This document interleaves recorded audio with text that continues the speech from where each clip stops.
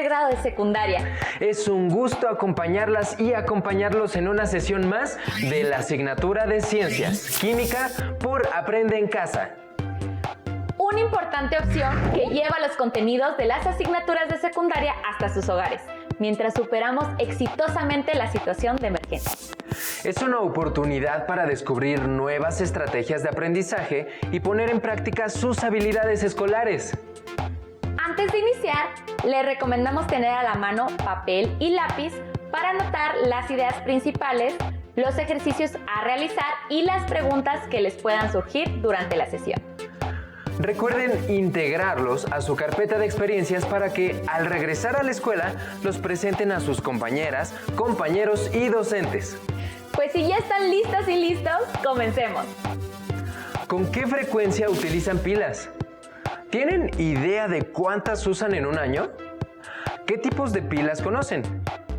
Cuando ya no funcionan, ¿cómo las desechan? ¿Saben cómo funcionan las pilas?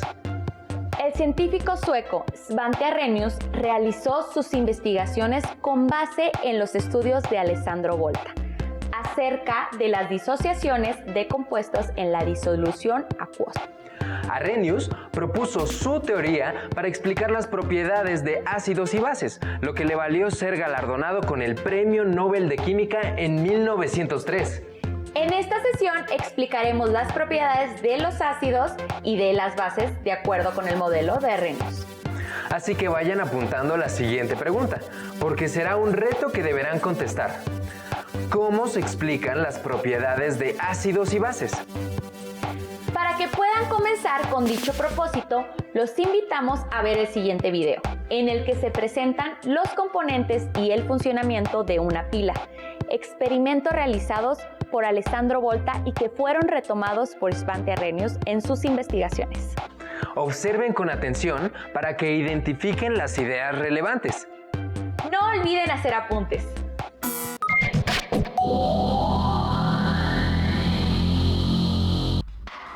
Veamos lo siguiente. En el primer vaso tenemos una barra de zinc en contacto con una disolución que contiene iones de zinc. En el segundo, una disolución de un compuesto de cobre y una barra de cobre. Cerramos el circuito por medio de un puente con una disolución de sal. Y ¡listo! Se genera electricidad. Algunas combinaciones de metales sumergidas en ciertas disoluciones generan electricidad. En cambio, en este otro caso, utilizamos dos placas de zinc y no se genera electricidad. Es necesario aplicar la energía para que se genere un flujo eléctrico. ¿A qué se debe esto? Tras nuevos experimentos, Volta observó que la energía generada por una pila dependía de la combinación de metales, y tomando una como referencia, organizó las otras combinaciones de la mayor a la menor energía producida. A pesar de que no se explicaba la razón por la que se producía la electricidad, un efecto interesante que sí descubrió fue que además de la adecuada combinación de metales, era necesaria una disolución que condujera la corriente eléctrica. Sin estas dos condiciones, la pila no funcionaba. El invento de Volta causó gran expectativa entre los científicos de la época, como Humphrey Davy, quien hacía demostraciones públicas con pilas voltaicas y explicaba su funcionamiento. Una vez seleccionada la combinación de metales, había que explicar por qué unas disoluciones conducen la corriente eléctrica y otras no. Fue hasta muchos años después que alguien dio una explicación a este hecho, el sueco Svante Arrhenius.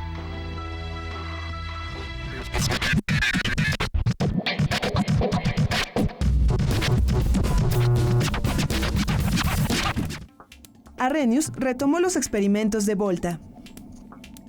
Para reproducirlos, haremos algunas modificaciones, aprovechando que a diferencia de Arrhenius, contamos con focos para comprobar el paso de la corriente eléctrica.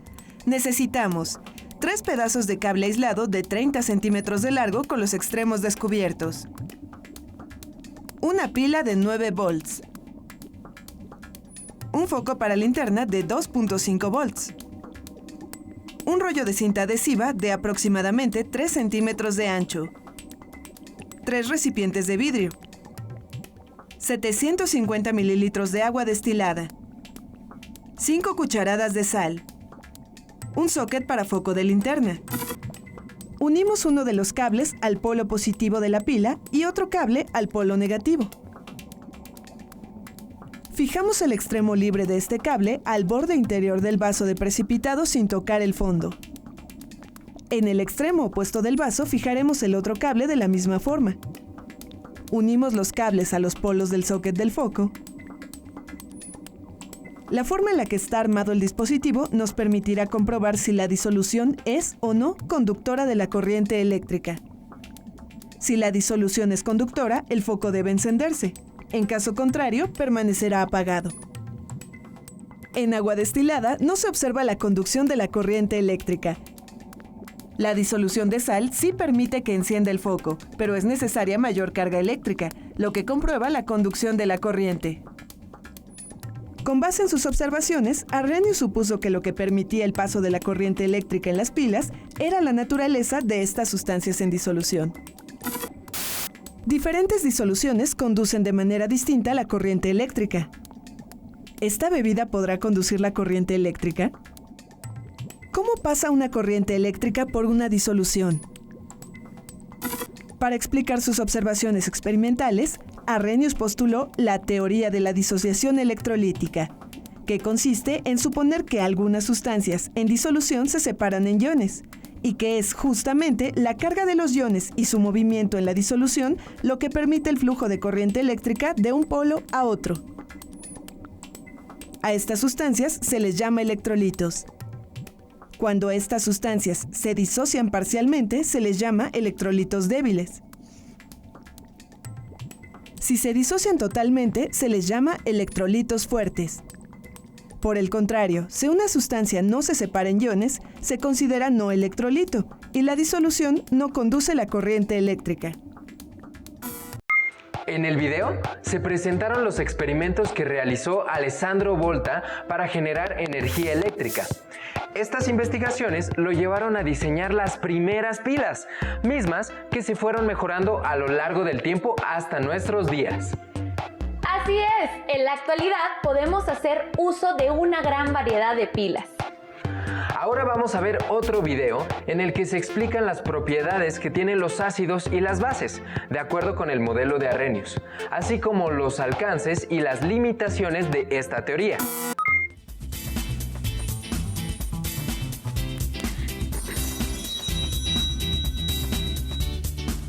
Hola. ¡Felicidades! Usted ha sido el afortunado ganador de una televisión. Solo tiene que contestar correctamente 2 preguntas. Ajá. A ver, concéntrese. Sí. ¿Listo? Sí. Va la primera. El cinematógrafo llegó a México en 1896. ¿Cierto o falso? Cierto. Muy bien. La segunda. ¿Es posible construir una pila eléctrica con limones? Falso. ¡Lástima! Esta respuesta es incorrecta. Debe ser una broma. ¿Cómo es posible que con unos limones se pueda hacer una pila eléctrica? Recordemos que Arrhenius desarrolló su teoría de la disociación electrolítica para explicar la conducción de electricidad en pilas eléctricas. Caracterizó a las sustancias como electrolitos fuertes, débiles o no electrolitos, dependiendo de su disociación en una disolución. Si las sustancias se separan por completo en iones, se clasifican como electrolitos fuertes. Si solo una parte de la sustancia se separa en iones, se le denomina electrolito débil. Y si la sustancia no se separa en iones, entonces se trata de un no electrolito.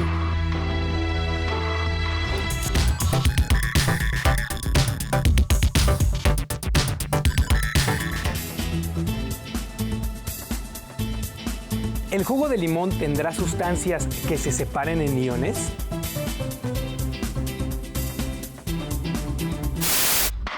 Arrhenius usó su teoría de la disociación electrolítica para desarrollar un modelo de ácidos y bases. El modelo de ácidos y bases de Arrhenius define un ácido como toda sustancia que en disolución libera iones H+, y una base como toda aquella sustancia que en disolución libera iones H-. De acuerdo con el modelo de Arrhenius, todos los ácidos y las bases deben ser electrolitos, es decir, en disolución deben conducir la corriente eléctrica.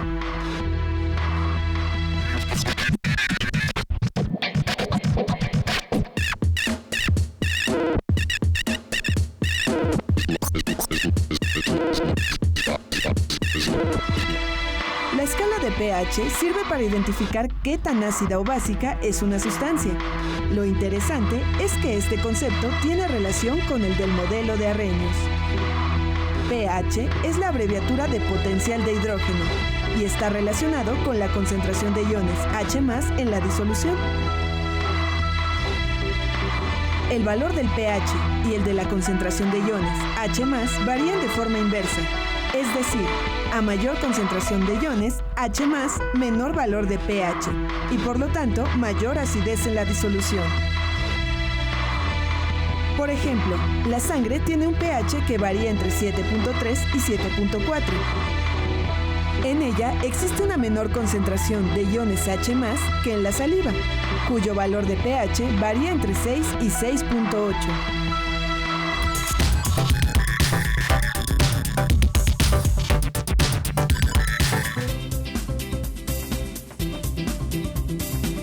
El jugo de limón es un ácido y, según Arrhenius, podría conducir la corriente eléctrica. ¿Cierto? Acompáñenme a comprobarlo.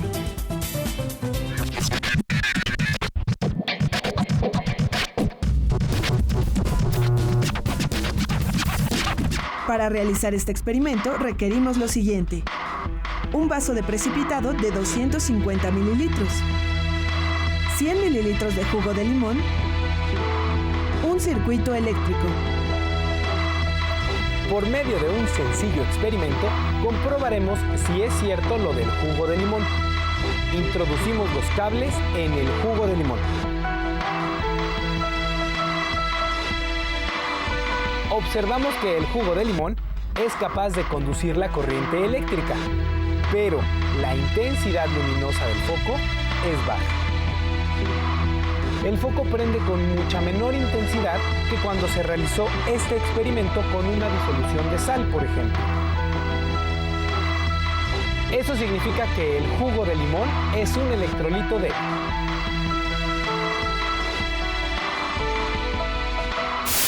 Arrhenius también identificó que las propiedades de un ácido o de una base están relacionadas con su capacidad para conducir la corriente eléctrica en disolución. Supuso que, al igual que en el caso de los electrolitos, existirían ácidos fuertes y débiles. En la disolución de un ácido débil, como el ácido cítrico, solo algunas de las moléculas de la sustancia se separarían en iones, liberando cationes H+. Por otro lado, en la disolución de un ácido fuerte, la sustancia se disociaría completamente. Para las sustancias básicas pasaría algo similar. La disolución de una base débil, que es un electrolito débil, tendría una menor concentración de iones, o H-, que una disolución de una base fuerte, cuyas moléculas se disociarían completamente. Veamos si experimentalmente podemos comprobar la hipótesis de Arrhenius. Necesitamos un circuito eléctrico, 4 recipientes de vidrio, 50 mililitros de disolución de bicarbonato de sodio, 50 mililitros de disolución de hidróxido de potasio, 50 mililitros de disolución de ácido clorhídrico, 50 mililitros de disolución de ácido acético. Primero observaremos lo que sucede con el ácido acético. Ahora con el ácido clorhídrico. El modelo de Arrhenius es congruente con su teoría de la disociación electrolítica, pues los ácidos fuertes conducen mejor la corriente eléctrica que los débiles. Sucede lo mismo con respecto a las bases débiles y fuertes. En la disolución de hidróxido de amonio, el foco enciende menos que en la disolución de hidróxido de potasio. De nuevo observamos que una base fuerte conduce mejor la corriente eléctrica que una base débil.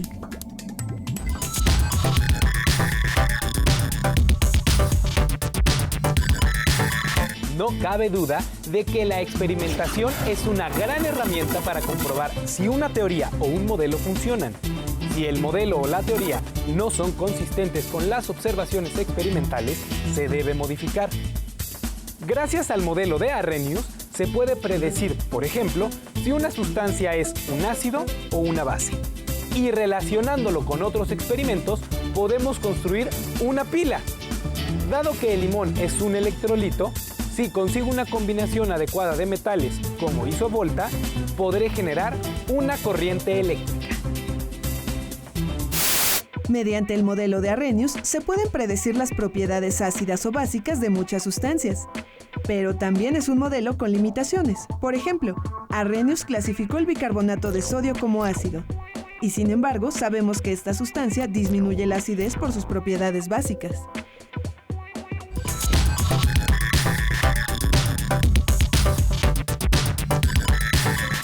Muy bien, ya tengo mis metales.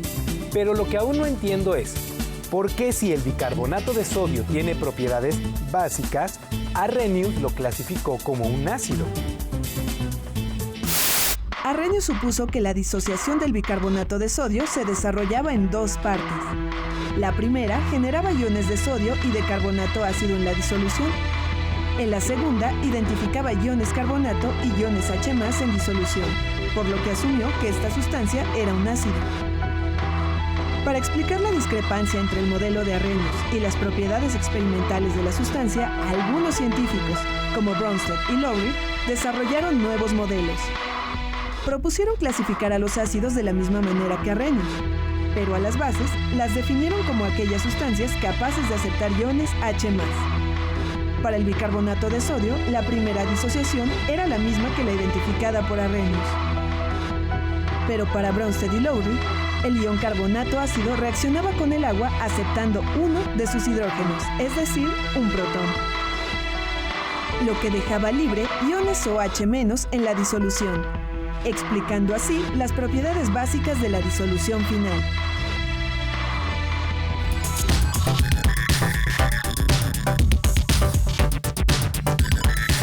Este es otro ejemplo de cómo la ciencia va cambiando con el tiempo.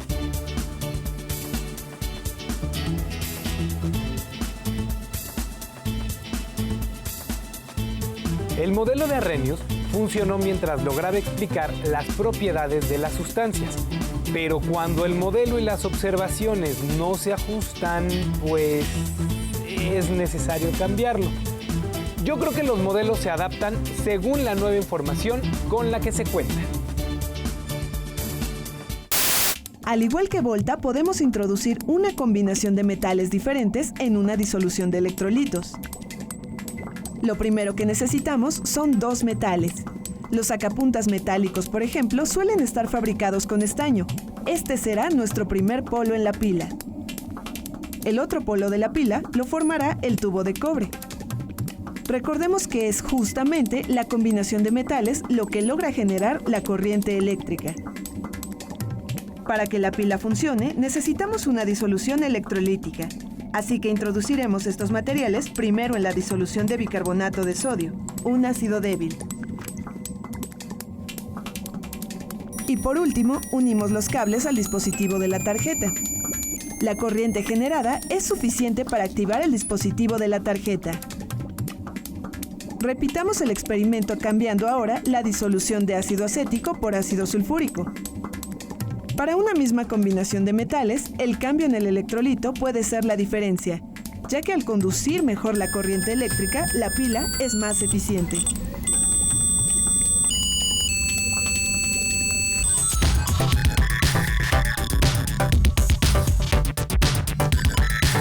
Ah, ya entendí. Entonces no necesariamente tiene que ser un limón. Se puede usar cualquier otro electrolito como el jugo de una naranja, una cebolla o una papa. Y si en lugar del estaño del sacapuntas uso otra combinación de metales como cobre y zinc, también podría funcionar. Pues sí se puede hacer una pila con limones. Me perdí una televisión. Bien, ahora que conocemos algo más sobre la utilidad de los modelos, podemos explicar las propiedades de los materiales y la forma en la que podemos aprovecharlos para generar energía. Nos vemos en el siguiente programa.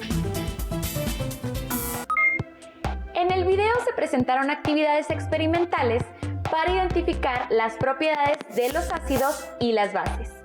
Estas propiedades están relacionadas con la capacidad de conducir corriente eléctrica en disolución. Con base en la información que hemos presentado, los invitamos a responder las siguientes preguntas. Guárdenlas junto con sus respuestas en la carpeta de experiencias. Recuerden que deberán presentarla en su grupo cuando regresen a la escuela. ¿Listas y listos para escribir las preguntas?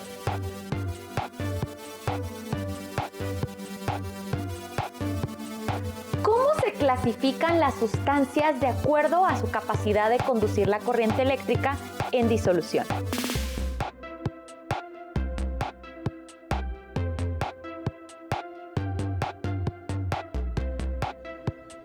¿Cómo se pueden clasificar a los ácidos y las bases?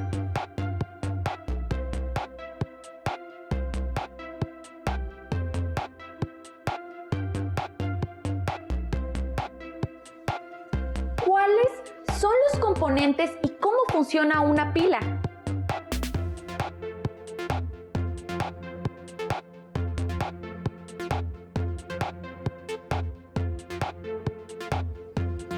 ¿Cuáles son los alcances y limitaciones del modelo de Arrhenius para explicar las propiedades de los ácidos y las bases?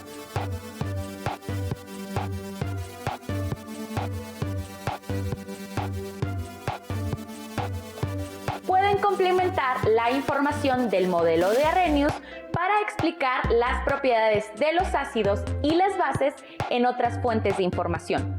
Por ejemplo, en su libro de texto, en revistas y en Internet si les es posible. También pueden investigar en el libro Es Elemental de Robert Winston, que se encuentra disponible en la serie de libros del Rincón de Bibliotecas Escolares y de Aula. Les recomendamos compartir esta información desde casa con su familia y amigos, aprovechando las oportunidades que nos brinda la tecnología. Llegamos al final de la sesión. Esperamos que les haya sido útil para despertar su curiosidad por la química y para adquirir más conocimientos. Recuerden que debemos cuidarnos y llevar a la práctica valores como la solidaridad, la paciencia y la empatía con nuestra familia. Continúen viendo la programación de Aprende en Casa. ¡Hasta la próxima!